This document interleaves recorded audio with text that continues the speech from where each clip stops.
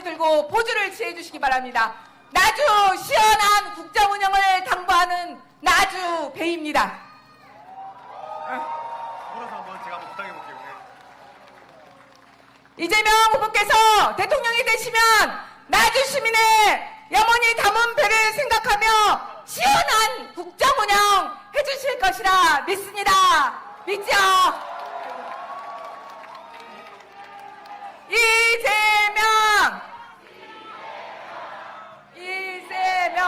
돌아.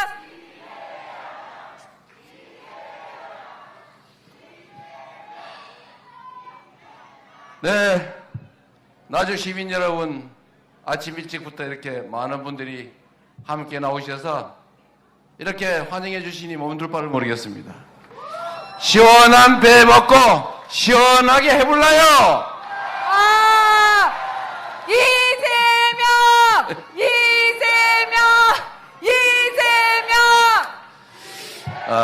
작년에 나주 배 농사는 잘 됐습니까? 아니요. 네, 이게 원래 배 농사가 잘 되면 배값이 떨어져서 걱정이고, 배 농사가 안 되면은 수입해서 걱정이고, 정말 걱정이죠? 제가 이 배 보니까 갑자기 생각이 났는데, 대한민국의 농정이 농민들을 위해서 하는 게 아니라 어떻게 하면 농민들을 빨리 농업을 포기시켜가지고 저기 도시로 내보낼까, 이 생각을 하는 느낌이 들 때가 있어요. 물론 한때 대한민국의 이제 성장 발전 과정에서, 소위 산업화 과정에서 도시 노동력을 공급하기 위해서, 싸게 공급하기 위해서 일부러 그렇게 저고가 정책을 취한 때가 있었죠. 근데 이제는 그 시절이 지났습니다. 그 시절이 지났고, 제가 어제 그 말씀도 드렸었는데, 이 농업이라고 하는 게 그냥 우리나라에서 농사 지으면 싸고 외국에서 수입하면 비싸니까 우리나라에서 농사 짓고, 수입하는 게 더 싸면 뭐 농사 짓냐, 야, 다 수입해서 먹고 살면 되지, 이런 생각을 하는 사람들이 있어요. 근데 이게 얼마나 바보 같은 생각이냐. 이 농업이라고 하는 게 가지는 이 공익적 성격, 안보적 성격, 전략적 성격을 전혀 이해하지 못하는 거예요. 서구 선진국 잘 사는 나라일수록 농업에 대한 보조금이 많습니다. 제가 저번 대선 때는 이 자료를 미리 한번 찾아봤었는데, 그때 기준으로 유럽에 잘 사는 나라들은 연간 그 가구당 2,400~500만 원 정도를 농업 보조금으로 지원을 해요.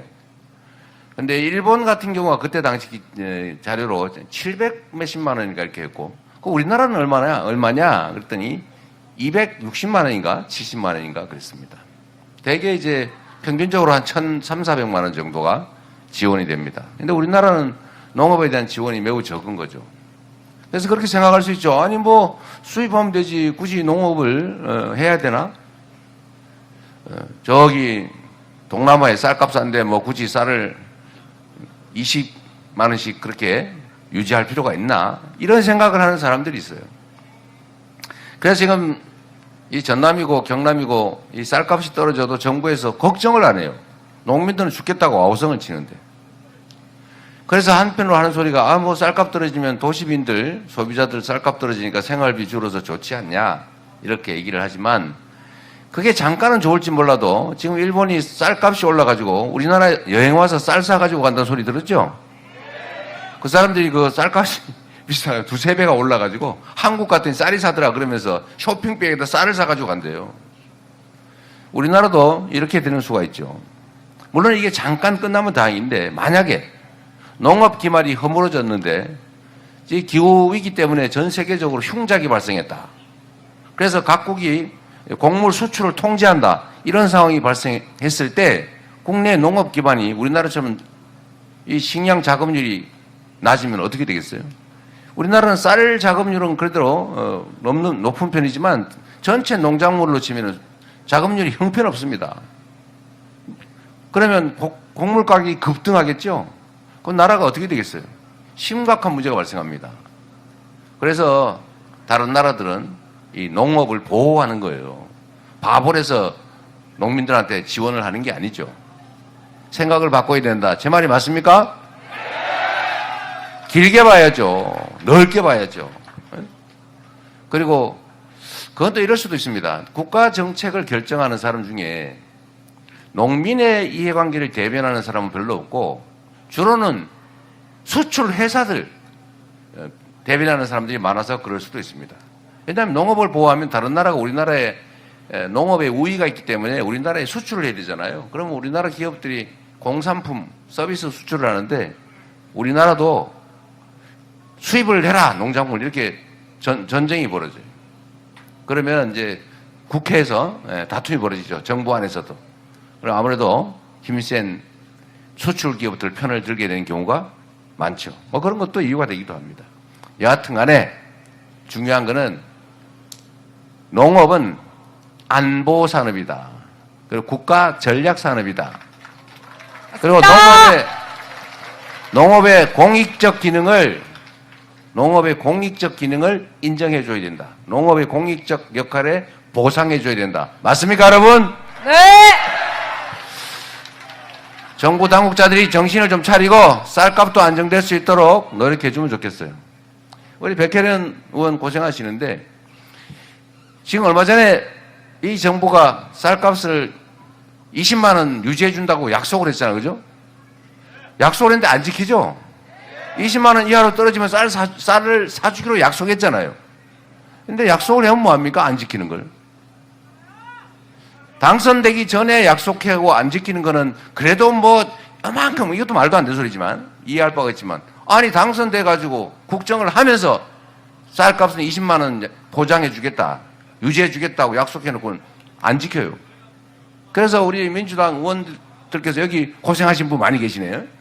이 민주당 의원들이 쌀값 안정화법이라고 쌀값이 일정 수준 이하로 떨어지면 아니면 또 쌀이 일정 양 이상으로 과잉 생산되면 정부가 쌀을 사줘야 된다 이런 법. 그거 당연한 거 아닙니까? 이때까지 해왔던 거예요.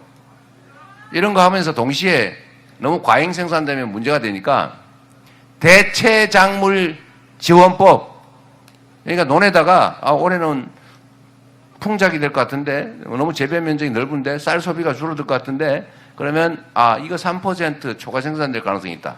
그러면 3%에 해당되는 논에다가 대체작물을 심으면 논에 벼 심는 것보다 더 많이 남게 지원을 해주면 안 심을 거 아니에요. 그죠?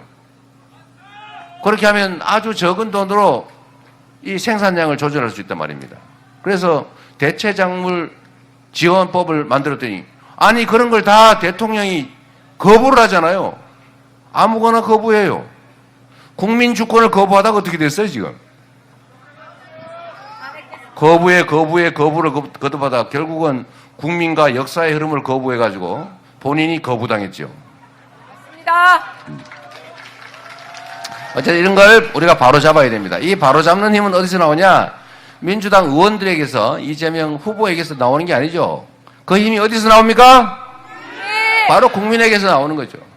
우리 국민들이 작년 12월 3일 그 내란의 밤에 깜짝 놀래가지고 그러나 바로 정신 차리고 국회로 뛰어가서 그 장갑차 그 다음에 총든 군인들을 맨손으로 막아서 결국은 쿠데타는 실패했고 결국은 책임을 물어서 지금 다시 선거를 하게 됐지 않습니까? 이 모든 힘도 결국 국민들에게서 나온 거죠.